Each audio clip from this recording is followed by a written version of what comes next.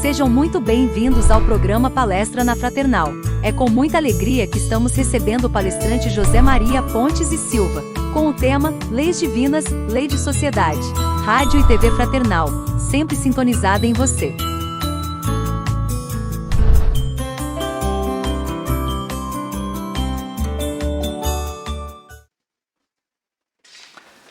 Olá, senhoras e senhores.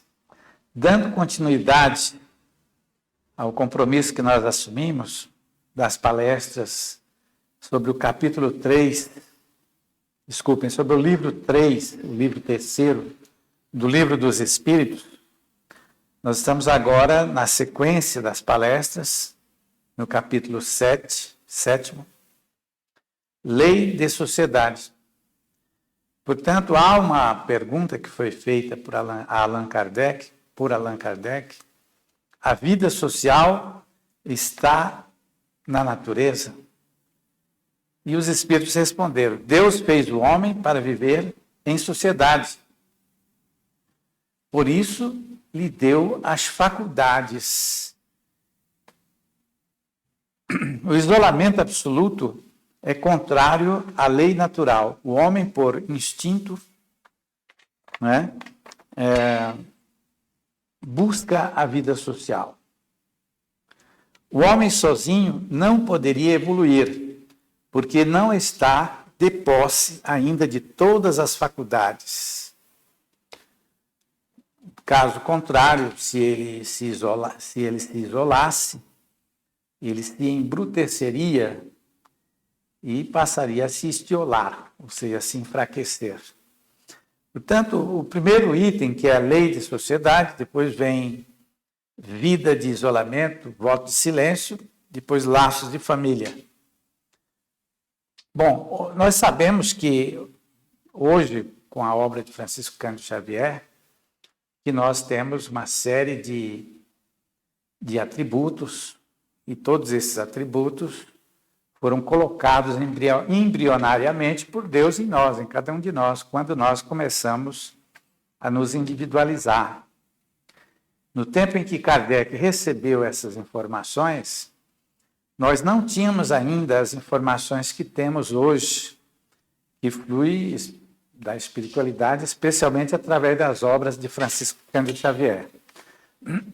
Com o complemento da obra de Francisco Cândido Xavier, é evidente que nós compreendemos muito melhor essas assertivas de Allan Kardec do Livro dos Espíritos. Portanto, o livro terceiro do Livro dos Espíritos é um livro que deve ser estudado por todos nós, os espíritas, porque apesar de ser muito simples, muito fácil de se compreender, nós temos que admitir que na sequência de todas as questões formuladas e das respostas que foram obtidas da espiritualidade, nós temos questões medianas, digamos, não tão complexas, e temos respostas a questões que são extremamente complexas. Então, o ideal é que continuemos a fazer o que sempre temos feito como espíritas, continuar estudando sempre o Livro dos Espíritos, com muita atenção. O próprio Kardec nos faz comentários sobre o estudo da doutrina dos Espíritos. Não é tão simples estudar o Espiritismo. Na medida em que estamos estudando, nós vamos percebendo a importância do esforço que nós devemos fazer para entender amplamente tudo aquilo que os Espíritos nos ensinam. E o Livro dos Espíritos é um livro básico, fácil de se compreender. É o livro que encerra a filosofia do Espiritismo. Diferentemente do Livro dos Médiuns, que é um tratado de mediunidade, onde na leitura dele encontramos muito mais dificuldades de compreensão. E, portanto, lei de sociedade, necessidade da vida social, nós sabemos hoje, com o complemento da obra de Francisco Cândido Xavier, de que todos nós estamos unidos em nossa sociedade, formamos as comunidades, formamos as cidades. Essas cidades são preparadas pela espiritualidade. Isso faz parte do programa de trabalho dos espíritos. As atividades das nações, as atividades que se empenham nas cidades, que são localizadas em todos os continentes, em todos os países, e muitas outras coisas, como a época do nosso retorno ao mundo espiritual. Portanto, o homem com o espiritismo, aos poucos, vai percebendo a grande importância da doutrina dos espíritos, porque vem ratificando a responsabilidade dos homens e a responsabilidade dos espíritos. E com o tempo, na medida em que estudarmos a doutrina, nós vamos percebendo a importância da união desses dois fatores. Aí o homem vai entender muita coisa importante, saber exatamente por que devemos combater a prática do aborto, por exemplo, combater práticas reprováveis como o feminicídio, assassinatos, agressões graves e tantos outros males que existem na sociedade humana. Nos ensinar o quanto é importante ser honesto, uma das características mais importantes do ser humano. E, portanto, é de grande importância que a sociedade se interesse cada vez mais pelo estudo da doutrina dos espíritos. E para o início do estudo da doutrina dos espíritos, temos que começar com o livro dos espíritos. Ter ao nosso lado o Evangelho como um livro de cabeceira, aquele que irá nos auxiliar todos os dias na prática das nossas orações, das nossas preces. Lermos e estudarmos os 5 livros que nós chamamos, que nós dizemos que é os 5 livros da codificação kardecista, portanto, a constituição doutrinária que foi deixada por Allan Kardec. E nessa questão, lei de sociedade, os espíritos nos informam de que o homem veio para viver em sociedade, ou seja, para viver ligado a outros homens.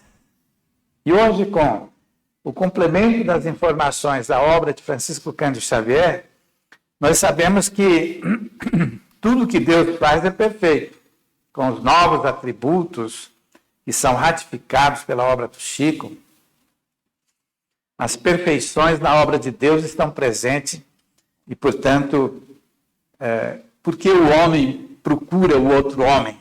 Porque o homem está sempre junto com outros seres humanos? Porque ele vive invariavelmente em sociedade? É porque existem forças que unem uma criatura a outra criatura. Senão não viveríamos em sociedade. Existem animais que vivem em sociedade de forma semelhante ao que vive o homem. Raras são aquelas espécies que não vivem em sociedade, ou seja, que se isolam, naturalmente se isolam. Então, existe um motivo para isso. Agora, no homem não existem esses motivos naturais que fazem com que ele se isole. Ele está sempre unido a outro ser humano devido às forças potenciais que são geradas por nós, que constituem as simbioses, que constituem as uniões mentais, que constituem as associações das mentes das criaturas. E é por isso que nós constituímos família, e é por isso que estamos juntos em grupos com determinados fatores que caracterizam em nossa personalidade a união com essas criaturas mais próximas. Nós vamos entender que é por essas forças que existem, por exemplo, as grandes e as pequenas cidades, porque determinada cidade jamais cresce. Por exemplo, a cidade mais antiga da Terra, uma das mais antigas, se não a mais antiga, podemos dizer que é Jericó. Ela tem mais de 10 mil anos. Ela tem menos de 30 milhões de habitantes e não cresce mais do que isso. Nós temos cidades em muitas regiões do mundo, inclusive aqui no Brasil, que cresceram sem que houvesse uma previsão ou um plano estabelecido pelo homem. Daí nós percebemos que os serviços que pertencem à espiritualidade fazem com que as criaturas que detêm essas forças, que vão se unir, que vão manter as criaturas unidas umas às outras, se caracterizam por potenciais semelhantes de um elemento para com o outro. E dentro desses fatores, existem outros menos expressivos que caracterizam as afinidades e as uniões que se formam no ambiente familiar, por exemplo, no ambiente social em que cada um se destaca pelos próprios interesses. E, portanto, essas forças potenciais saem de onde? Elas são produzidas por nós.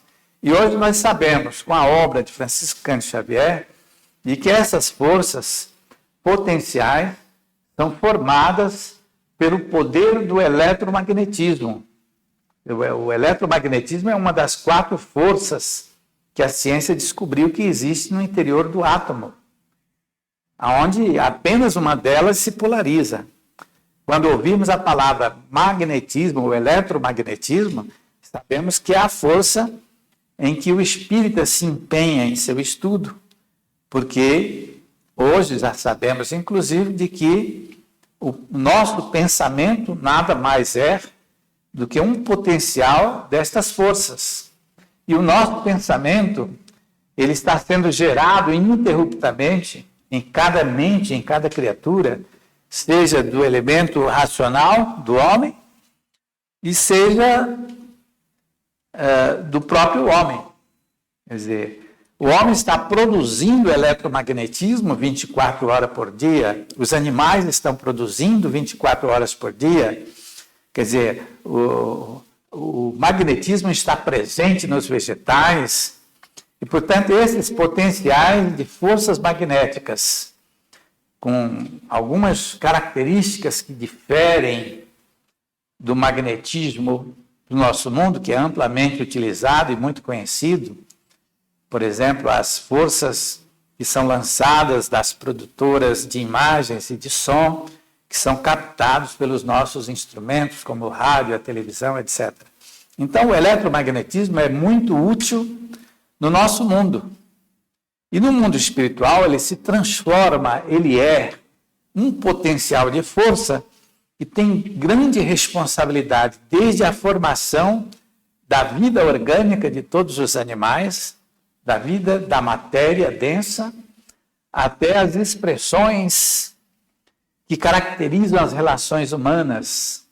Portanto, esses potenciais se modificam, se alteram, e, portanto, com as alterações, com as modificações, ou seja, com os princípios variáveis do eletromagnetismo, ele se modificando, ele adquire características importantíssimas. E uma dessas características é exatamente o potencial de força que une uma criatura a outra. Portanto, nós estamos unidos aos nossos irmãos em sociedade, não por acaso, mas é porque a afinidade que existe entre os seres humanos se caracterizam pelos potenciais de força. Quando o nosso caro Emmanuel, através da psicografia de Francisco Cândido Xavier, faz referência a essas forças, ele nos diz algo interessante. Ele diz, se nós imaginarmos todos os tipos de forças que existem na Terra, e imaginando essas forças em potenciais variados, de expressões as mais diversas, nenhuma delas se compara em seu potencial, em sua utilidade, do que o potencial de forças do pensamento. Portanto, nós constituímos famílias por quê? Porque nós temos afinidade desde épocas pregressas, onde essas simbioses no processo de transformação com o tempo se estabelecem de forma útil, e Deus, então, permite que constituamos famílias, onde, com o passar do tempo, através das reencarnações, nós vamos transformando esta atração que existe entre os seres humanos, e mais especialmente entre os casais que constituem família, há uma moderação dessa força, onde nós, com o tempo, através das reencarnações, transformamos essa atração em sentimento puro de amor. Portanto, é um potencial extraordinário que mantém as criaturas unidas, tanto nas regiões espirituais, na formação das grandes famílias espirituais, quanto no mundo físico. Só que ela se apresenta de forma mais substancial, mais visível, mais apreciável no mundo dos espíritos. E é exatamente por isso que nós vivemos em sociedades. Se não fossem esses potenciais de força, naturalmente não iríamos estar unidos uns aos outros. E daí também ele diz, o homem sozinho não poderia evoluir, porque não está de posse ainda de todas as faculdades. Então, o homem não detém todas as faculdades psicológicas, todas as faculdades mentais. Ele precisa aprender, e no contato uns para com os outros, ele vai aprendendo através do processo reencarnatório, onde ele se une com outras criaturas e geram, portanto, ideias, e essas ideias fazem com que haja evolução. Agora, essa informação extraordinária caracteriza o fator essencial que fará com que o homem viva sempre em sociedade. Agora, ele mais adiante diz, vida de isolamento, voto de silêncio. Porque o isolamento natural é condenável se o homem acha nele uma satisfação? É satisfação do egoísmo, como se sente bem na embriaguez. Não devemos aprová-lo por isso. O homem agindo assim se condena por não ser útil a ninguém. A satisfação que muitas criaturas dizem sentir quando se isolam da sociedade, quando eles permanecem, os conhecidos eremitas, que durante muito tempo, às vezes durante uma encarnação, eles acabam permanecendo sozinhos e se sentem felizes. É essa felicidade que eles declaram, que nada mais é do que a manifestação do próprio orgulho, do próprio egoísmo, que é o monstro das 1000 garras, numa frase do Emmanuel. Portanto, ele está simplesmente sendo egoísta e dando uma demonstração ostensiva do seu egoísmo. No entanto, ele permanece por alguns anos, por algumas décadas, algum tempo. Jamais um homem iria tomar uma decisão de se isolar contra essas forças que nos mantêm unidos, por mais que ele diga que se sente feliz. O Kardec compara com a embriaguez, o elemento que sabe que a embriaguez não nos causa nenhum prazer, mas ele se sente feliz. Hoje nós temos também uma outra informação, de que nós, como filhos da terra, nos habituamos com os fluidos da terra. A terra tem uma infinidade imensa de fluidos, de tudo aquilo porque tudo é produzido a partir da terra. E nós estamos como filhos da terra, saímos das entranhas da terra para nos individualizar através do processo reencarnatório, nós nos afinizamos muito com os produtos que contém a própria terra. Daí essa busca pelo vício, daí essa facilidade, e talvez daí o ser humano às vezes se declara muito feliz quando se sente embriagado. Então temos hoje esse fator que nos impele a compreender melhor os nossos irmãos que são viciados, por exemplo, em drogas. Então, muita gente diz que é um prazer imenso que ele dá. Isso é um grande erro, falar isso. Pode ocorrer prazeres como aqueles que declaram sentir esse prazer, mas aquilo é apenas o início de um processo que irá fazer com que hajam grandes sofrimentos em função deste vício, desta atração que ainda restam nesses nossos irmãos que se afinizam com vícios de qualquer natureza.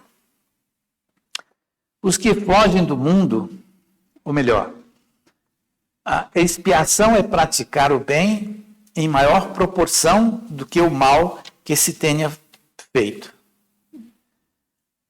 Ele faz uma afirmação interessante, eu vou ler de novo. A melhor expiação é praticar o bem em maior proporção do que o mal que se tenha praticado. Sem amor e caridade,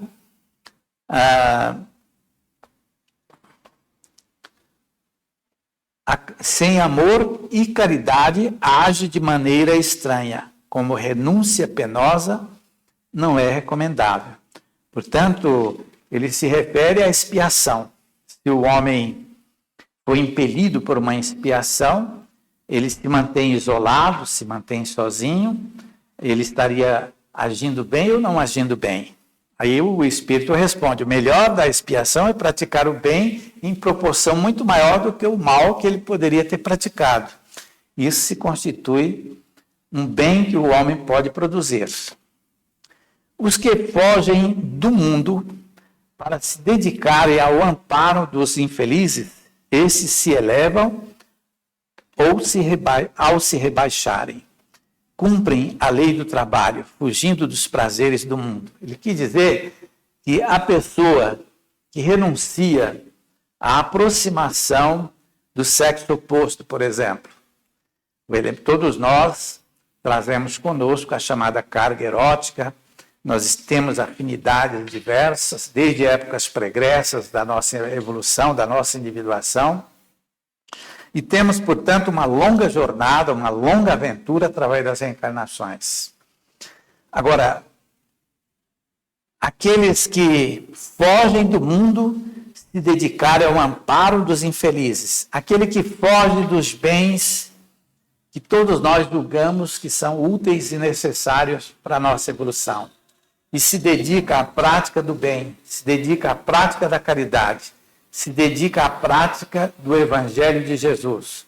Este sim, se ele se isola do mundo, se isola de todas as criações do ambiente social que trazem alegrias para o homem, este está sendo um verdadeiro cristão. É isso que ele quis nos dizer. Os que procuram o retiro, a tranquilidade para a realização de certos trabalhos, às vezes se isolam e trabalham para a sociedade, para ela, o que é diferente do egoísta. Quer dizer, o egoísmo é uma coisa.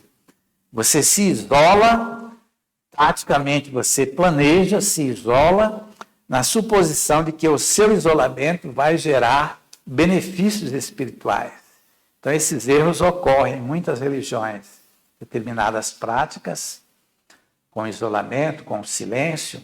O silêncio, quando é natural, quando o silêncio é espontâneo, naturalmente possibilita o espírito de raciocinar sobre a vida espiritual, de buscar a prece, de buscar o contato espontâneo com os bons espíritos que estão ao nosso lado, e, consequentemente, ele terá algo de positivo a seu favor. Agora, é muito diferente daquele que se isola como um planejamento, por força de um planejamento. Este, sim, ele se isola e pensa que está fazendo bem, mas, na verdade, o que os Espíritos nos dizem é que está escrito aqui no Livro dos Espíritos, o que é diferente do egoísta. Quer dizer, esse que se isola espontaneamente, entra em silêncio e, através do silêncio, mantém contato com a espiritualidade, espontâneo através da prece, é diferente do egoísta que planeja o seu isolamento, onde não há produtividade nenhuma para o ser humano. Muito comum nos ambientes das religiões que se criam, que geram frutos positivos pelo bem da humanidade, depois desaparecem, enquanto surgem outras e assim sucessivamente. Agora, com o Espiritismo, nós estamos nos esclarecendo. Que pensar do voto de silêncio de certas seitas? O voto de silêncio é uma tolice. Esses que assim agem têm uma boa intenção, mas estão enganados por não compreenderem as leis de Deus. É exatamente o que eu acabei de explicar. Quando o seu isolamento é espontâneo, ele tem benefícios, ele é amparado pelas próprias leis de Deus. Porém, quando esse silêncio é planejado, é apenas uma forma de engendrar, segundo teses de religiosos, de ascetas do mundo, que sempre houveram no ambiente religioso mais primitivo, de que nós teríamos resultados positivos, quando hoje os Espíritos nos ensinam de que é um grave erro. Laços de família, quer dizer, laços de família entre os animais. Kardec faz uma abordagem interessante.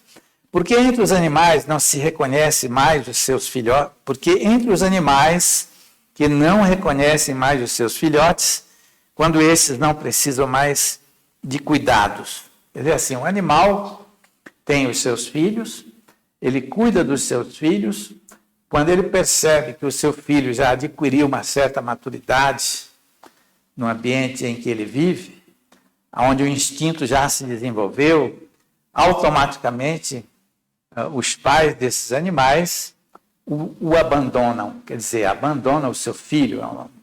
Quer dizer, não é bem a palavra abandonar como nós utilizamos para designar alguém que abandona uma pessoa aqui na Terra, mas sim, de forma espontânea, o animal se afasta e os filhotes passam a ter uma vida totalmente independente. E os espíritos nos dizem de que naquele instante em que eles se separam, ali findou a tarefa daquele animal. Ele terá novos compromissos com os próximos filhos que virão. E muita gente, baseado nesse fator, às vezes afirma no nosso ambiente social de que o homem, simplesmente devido ao ambiente social que ele criou e que se desenvolveu no ambiente da nossa sociedade, é por isso que nós continuamos preocupados com os nossos filhos, quando os espíritos nos dizem que algo é muito diferente. Entre os animais, existe apenas um instinto de conservação que se estabelece na relação entre pais e filhos. Com o homem é diferente. Com o homem, ele tem responsabilidades maiores. Evidentemente, quando Kardec recebe essas informações, como eu me referi no início, ele simplesmente ainda não tem as informações que temos hoje. Ele teria que pensar desta forma, que é a forma correta, é a forma como todos nós devemos encarar. Mas hoje nós temos uma ratificação muito maior de tudo isso, porque sabemos que o homem descende do princípio inteligente e que ele estagia nos reinos inferiores da natureza. E que hoje, no reino nominal, quando ele conquista o título de homem, ele traz qualidades que foram desenvolvidas nos reinos inferiores, por exemplo, no reino dos animais superiores, que são aqueles animais mais inteligentes, e já saíram da fase daqueles animais cuja atividade mental é menos expressiva. Nós temos animais que são considerados superiores, por exemplo, o cão, o gato, o cavalo, os cetáceos, etc. Então, esses animais detêm uma inteligência e já trazem uma bagagem imensa da época em que estagiavam como animais inferiores. E, portanto, o homem é um animal superior. Quando nós estamos estagiando no reino dos animais superiores, em determinada fase os espíritos vão julgar de que nós estamos já preparados para retornarmos ao mundo como seres humanos. E os espíritos nos dizem que existem regiões específicas para a vida transitória, ou seja, para a transição do homem nos estágios inferiores da natureza, como no reino dos animais superiores, para que ele retorne nas próximas encarnações como ser humano. Isso não ocorre, essa transição não ocorre na Terra. O espírito é conduzido a essas regiões. Agora, quais são essas regiões? Os espíritos não nos explicam muito bem. Talvez seja no plano espiritual fronteiriço à Terra, onde naturalmente eles devam reencarnar em planetas específicos para esse fator, mas não existe a informação. É provável que eles reencarnem em outros planetas. O que nós sabemos, e que os espíritos nos ensinam, é de que quando nós, depois de milhares e milhares de anos consecutivos, saímos desta fase do reino dos animais superiores para o reino nominal, nós já voltamos ao mundo com o nosso sistema nervoso humano, com a nossa configuração humana e reencarnamos pela primeira vez como homens simples e ignorantes, como nos refere Allan Kardec. E, portanto, nós estamos aí mais capazes de compreendermos essa questão da evolução a que ele recebe informações desta natureza há 160 anos passados. Agora, existe aqui uma pergunta interessante, aqui no final, mas antes ele diz: o homem tem uma destinação. Para o homem, a necessidade do progresso. Deus quis os homens que se amassem como irmãos. Quer dizer, naquele tempo, e até hoje nós temos que admitir isso, Deus quis para o homem que ele desenvolvesse a capacidade de amor um para com o outro. Amai-vos uns aos outros como eu vos amei. O grande objetivo é atingir os ensinamentos do Evangelho de Jesus e nos aproximar de Deus. Portanto, hoje nós sabemos que esses costumes do passado se transferem gradualmente para o presente.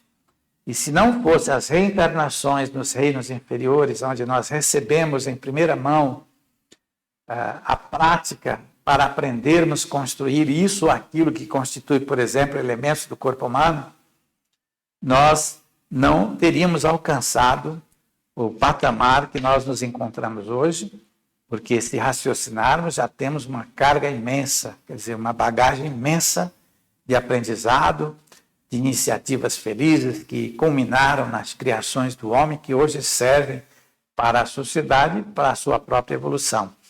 E aí, por isso mesmo é que os Espíritos nos deixaram entregues a nós mesmos. A partir de agora, desde o Paleolítico, segundo os Espíritos, nós estamos entregues a nós. Nós teremos que promover a nossa própria evolução até atingirmos o porto seguro, que é o porto em que se encontra Deus, com o qual nós teremos que, invariavelmente, nos encontrarmos para servi-lo em outras modalidades, talvez muito mais elevadas do que aquelas que caracterizam os serviços que desempenhamos na Terra. Agora, a última pergunta: qual seria para a sociedade o resultado do relaxamento dos laços de família? Se os laços de família não existissem, como muitas ideologias extravagantes vêm na modernidade, em todo o mundo surgindo, eles simplesmente respondem: uma recrudescência do egoísmo. Quer dizer, já houve época em que o homem era extremamente egoísta, onde ele vivia e praticava todo tipo de maldade para satisfazer os seus interesses pessoais e do grupo com o qual ele convivia. Mas hoje estamos construindo a família. A família tem a sua história de evolução.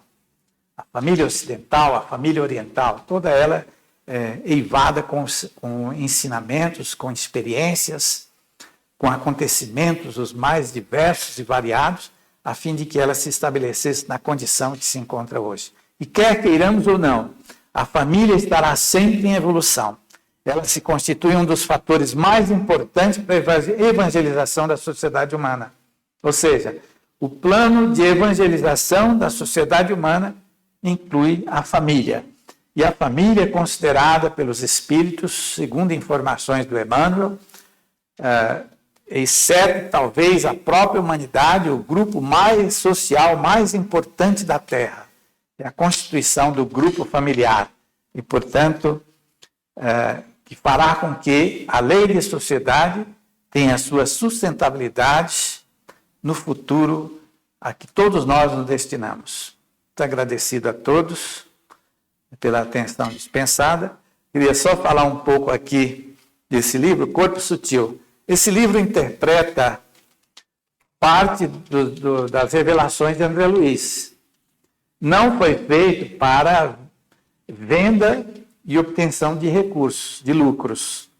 Todos os lucros são destinados ao serviço social. E aqueles que desejarem ler o livro, não vou dizer que é um livro tão simples, tão fácil de se entender, porque a interpretação da obra de Chico Xavier, especialmente o livro Evolução em Dois Mundos e Mecanismos da Mediunidade. Mas aqueles que gostam de estudar a doutrina dos Espíritos, que se empenham no estudo, é só pedirem esse livro à Rádio e TV Fraternal e vocês receberão em sua residência. Irão pagar apenas o correio, na faixa de R$10 aproximadamente. Ok? Muito obrigado a todos e até a próxima.